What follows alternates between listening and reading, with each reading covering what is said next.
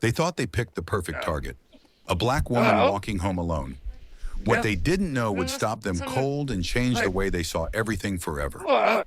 The evening air in What? Brookfield carried that restless hush that comes just before night completely settles in.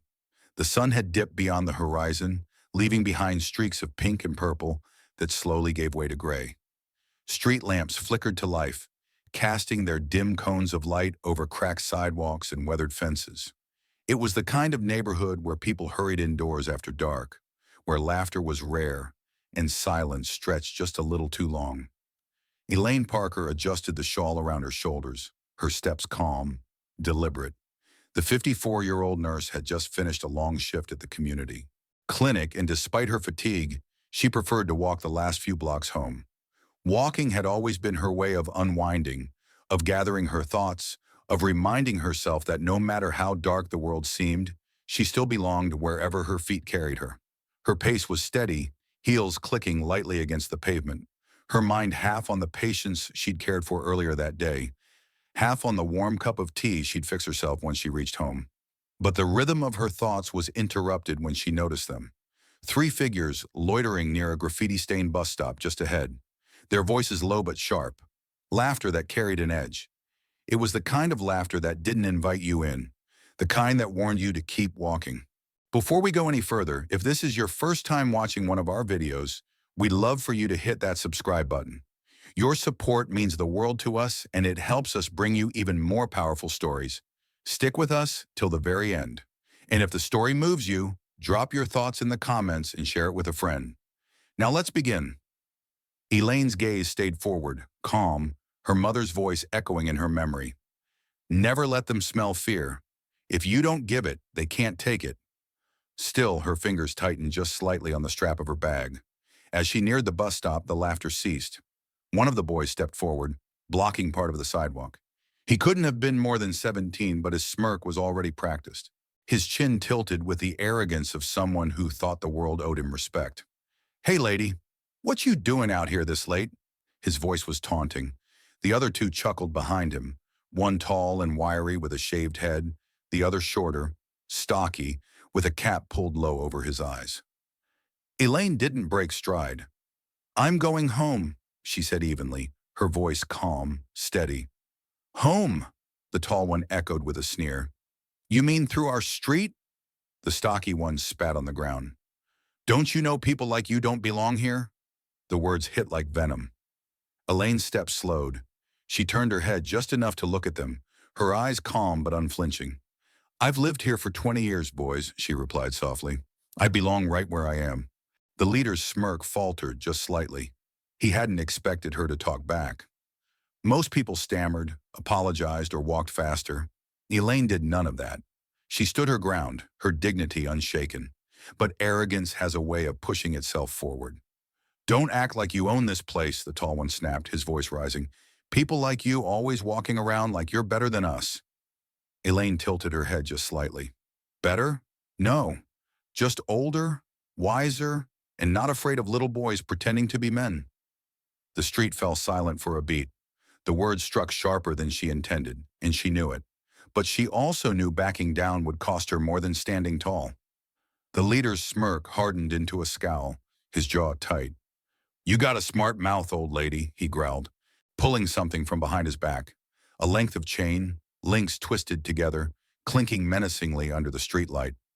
The other two shifted uneasily, suddenly less certain than they had been, but not enough to stop what was coming. They circled Elaine slowly, predatory movements, rehearsed intimidation. Elaine's heartbeat quickened, but her face remained composed, her eyes locked on the leaders. She wasn't afraid. Not outwardly. Not yet. "Swing it then," Elaine said, her voice low, firm. "Show me just how strong you are when it's 3 against 1. The boy's brow furrowed. He hadn't expected defiance. He expected fear, trembling, pleading, running. Instead, her steady gaze rattled him in a way he didn't understand. "Lady, you should shut up," the tall one muttered, though his tone had lost its swagger. Elaine took a step closer to the leader, her voice calm, unwavering. "You look at me and think I'm weak, but you don't know me. You don't know the people who stand with me. And if you did, you'd think twice before lifting that chain. A faint sound cut through the thick silence. Sirens, distant but growing closer.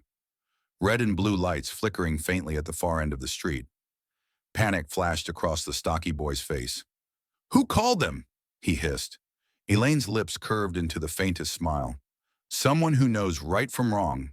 The leader cursed under his breath, his grip on the chain faltering, his control slipping, his pride battling with fear. But before he could decide whether to run or stay, the patrol car rounded the corner. Headlights slicing through the dark, the boys froze like animals caught in the beam. Officers spilled out quickly, voices sharp, commanding. Within moments, the teens were disarmed and shoved against the patrol car, handcuffed. Their earlier bravado vanished, replaced with stammers and silence. Elaine stood quietly, watching as they were loaded into the car, her calm never wavering. Only when the danger passed did she allow herself a long, steady breath.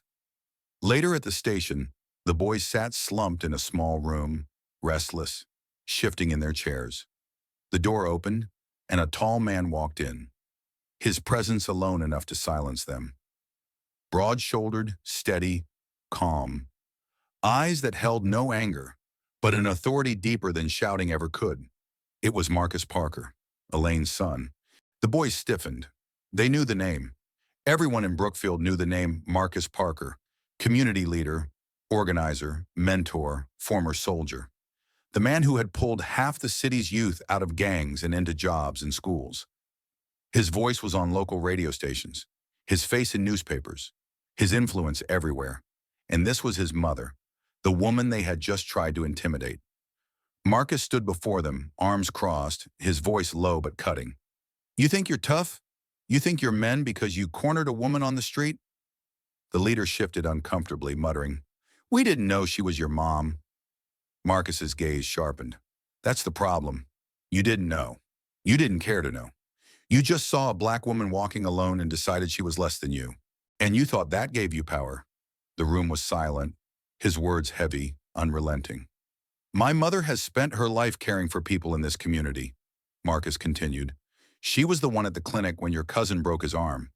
She was the one who stayed late when your grandmother couldn't afford her medicine.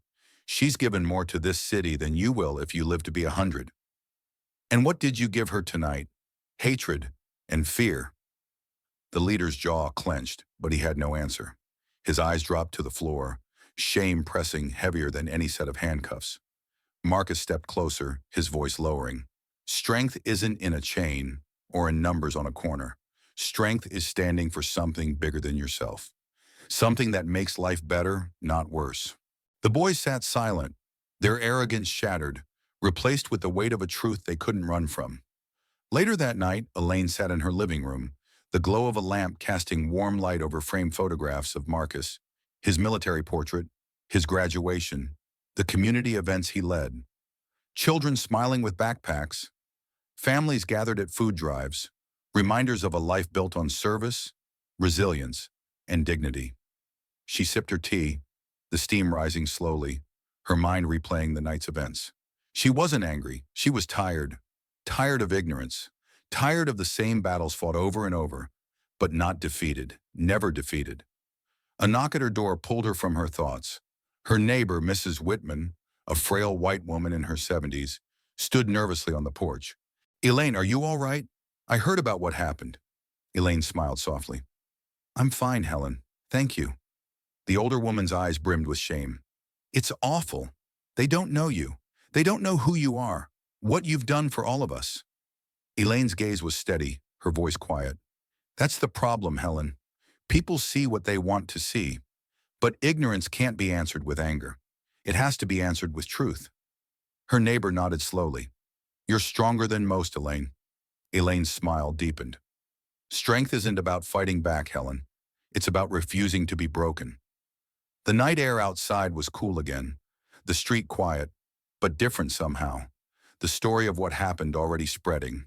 And somewhere, 3 boys sat with the weight of their choices pressing down on them, learning perhaps for the first time that real power isn't in hatred, but in respect. If you believe stories like this should be told, hit that subscribe button, share this video with someone who needs to hear it, and drop a comment below. because your voice matters too.